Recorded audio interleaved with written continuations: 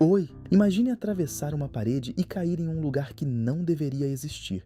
Um lugar formado por corredores amarelos, salas vazias e um zumbido constante vindo das luzes fluorescentes. Não há portas para o lado de fora, não há janelas e aparentemente não há ninguém. Você continua andando. O corredor parece se repetir. Você vira à esquerda, depois à direita, mas tudo continua igual. As mesmas paredes, o mesmo carpete úmido, as mesmas luzes e aquela sensação estranha de que em algum lugar próximo existe alguma coisa observando você. Esse lugar é conhecido como Backrooms.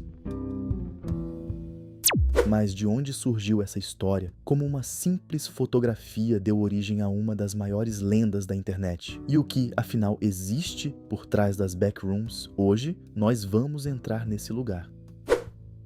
Tudo começou com uma imagem, uma fotografia aparentemente comum, uma sala vazia, com paredes amareladas, carpete antigo e iluminação fluorescente. Não havia monstros, não havia sangue, não havia nada particularmente assustador, e talvez justamente por isso ela tenha causado tanto impacto. A imagem transmitia uma sensação difícil de explicar. Parecia um lugar familiar, como um prédio antigo, um escritório abandonado ou um corredor de algum lugar que já visitamos. Mas havia alguma coisa errada. Não havia pessoas, não havia móveis, não havia uma função clara para aquele espaço. Era simplesmente vazio. A fotografia acabou sendo publicada na internet e pouco tempo depois alguém adicionou uma pequena descrição. A ideia era simples. Se você sair da realidade da maneira errada, pode acabar nas backrooms, um lugar onde existem níveis aparentemente intermináveis, um lugar sem saída e, segundo a história, algumas coisas vivem lá. A partir daquele momento, uma única fotografia começou a ganhar uma mitologia própria. O mais interessante é que as backrooms não foram criadas por uma única pessoa. A internet começou a expandir aquela ideia. Novos níveis foram imaginados, novos lugares foram descritos, novas criaturas foram criadas. Pessoas começaram a escrever relatos sobre como seria entrar naquele mundo. E aos poucos, aquilo que começou como uma fotografia se transformou em um universo inteiro. Hoje, existem inúmeras interpretações diferentes das backrooms. Algumas histórias possuem dezenas de níveis, outras falam em centenas ou até milhares, e nem todas seguem as mesmas regras. Mas existe uma ideia que aparece constantemente. Você não deveria estar ali. E encontrar o caminho de volta pode ser muito mais difícil do que encontrar o caminho de entrada. O primeiro nível é provavelmente o mais conhecido, o chamado Level Zero.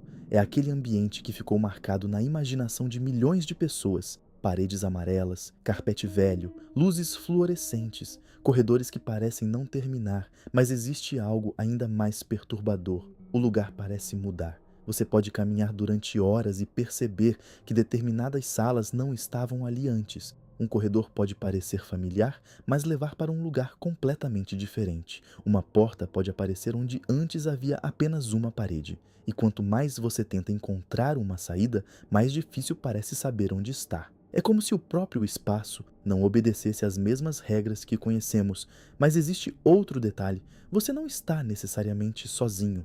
Com o crescimento da mitologia das backrooms, começaram a surgir relatos sobre criaturas conhecidas simplesmente como entidades. Cada uma possui características diferentes.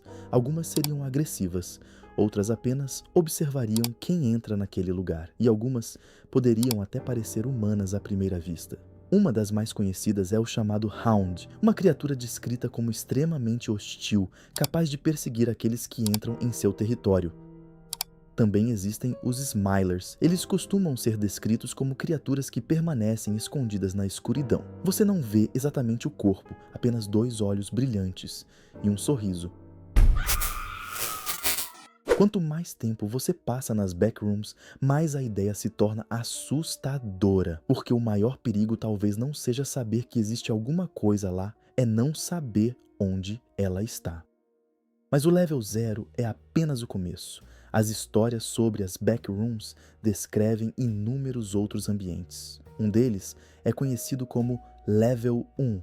Diferente do primeiro nível, esse lugar seria muito maior. Existiriam estacionamentos, depósitos, corredores industriais e áreas aparentemente abandonadas. Algumas versões dizem que seria possível encontrar suprimentos, água, comida, objetos deixados por outras pessoas, mas também existiriam perigos, e quanto mais você avança, mais as regras começam a mudar. Existem níveis que parecem hotéis, outros parecem escolas, piscinas infinitas, hospitais, estações de metrô, cidades completamente vazias e até lugares que parecem não fazer sentido algum. O que todos eles têm em comum é uma característica. Eles parecem lugares que conhecemos, só que algo está errado. Talvez essa seja a parte mais interessante de toda essa história. Por que uma sala vazia consegue ser mais assustadora do que um monstro? Por que um corredor de hotel sem ninguém pode causar desconforto? Porque uma piscina vazia, um estacionamento abandonado ou uma escola durante a madrugada podem provocar aquela sensação de que deveríamos ir embora? Existe um conceito chamado espaço liminar. São lugares de passagem, corredores, escadas, hotéis, aeroportos, estacionamentos, lugares que normalmente possuem uma função específica e são ocupados por pessoas. Quando encontramos esses lugares completamente vazios, alguma coisa parece não se encaixar. Nosso cérebro reconhece o ambiente, mas percebe que existe algo fora do lugar. E é exatamente isso que as backrooms exploram. Elas pegam um ambiente extremamente comum e retiram dele aquilo que normalmente faz aquele lugar parecer normal. As pessoas, os sons, a finalidade, a sensação de segurança, e deixam apenas o espaço. A mitologia criou uma explicação para isso. O conceito é chamado de noclip. O termo vem dos videogames. Em alguns jogos existe uma espécie de falha que permite atravessar paredes ou objetos sólidos. Nas histórias das backrooms, algo parecido poderia acontecer com a realidade. Você atravessa uma parede, passa por um lugar onde não deveria conseguir passar e, quando percebe, você não está mais no mundo que conhecia, está em outro lugar. Essa ideia é interessante justamente porque transforma algo impossível em algo que parece quase plausível. Não existe uma porta, não existe um portal brilhante. Você simplesmente atravessa alguma coisa e o mundo muda. Com o passar dos anos, a comunidade criou inúmeras regras para sobreviver às backrooms, não correr sem necessidade, não confiar em qualquer pessoa, evitar determinadas entidades, economizar recursos, observar cuidadosamente os ambientes e, principalmente, não assumir que você sabe onde está. Porque uma das características mais assustadoras das backrooms é que as regras podem mudar. Um lugar aparentemente seguro pode não ser. Uma porta aparentemente comum pode levar para outro nível. E um caminho que parecia levar para a saída pode simplesmente levar você ainda mais fundo. Talvez uma das coisas mais impressionantes nas backrooms seja perceber como uma única imagem conseguiu gerar tudo isso. Não existe apenas uma história.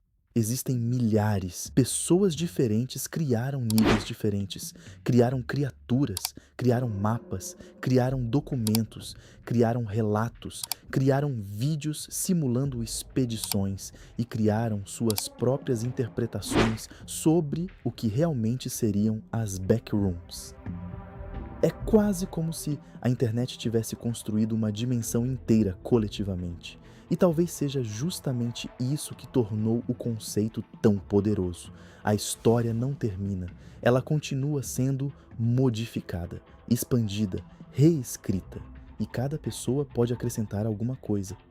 Existe uma pergunta que aparece constantemente quando falamos sobre as backrooms.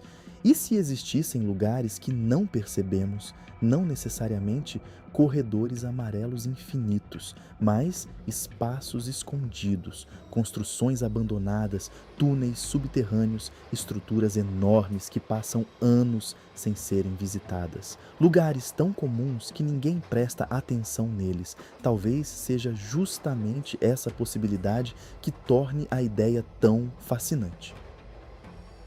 As backrooms não precisam ser um universo paralelo para despertar medo. Basta imaginar que, em algum lugar do mundo, existe uma porta que nunca percebemos, um corredor que nunca entramos, uma sala escondida atrás de uma parede, um espaço que existe, mas que ninguém conhece.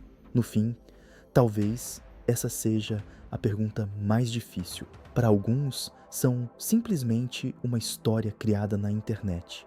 Para outros, representam uma espécie de universo fictício colaborativo.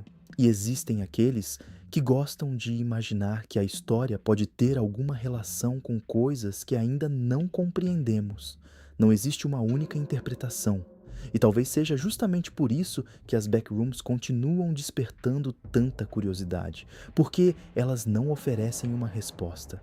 Oferecem uma possibilidade, a possibilidade de que exista algo escondido atrás daquilo que consideramos normal, algo que está muito próximo, mas que nunca percebemos. Talvez tudo tenha começado com uma fotografia, uma sala vazia, paredes amarelas, um carpete antigo, luzes fluorescentes, nada além disso. Mas aquela imagem conseguiu criar uma pergunta que permanece até hoje. E se aquele lugar estiver em algum lugar? Talvez você nunca atravesse uma parede e desapareça da realidade. Talvez nunca encontre um corredor infinito. Talvez nunca veja uma entidade observando você na escuridão. Ou talvez o mais assustador nas backrooms não seja a possibilidade de entrar nelas, mas a ideia de que podemos estar cercados por lugares que simplesmente ainda não descobrimos. E se algum dia você encontrar uma sala exatamente igual àquela fotografia, talvez seja melhor não entrar, porque nas backrooms o problema nunca foi encontrar o caminho para entrar, é descobrir se existe um caminho para voltar.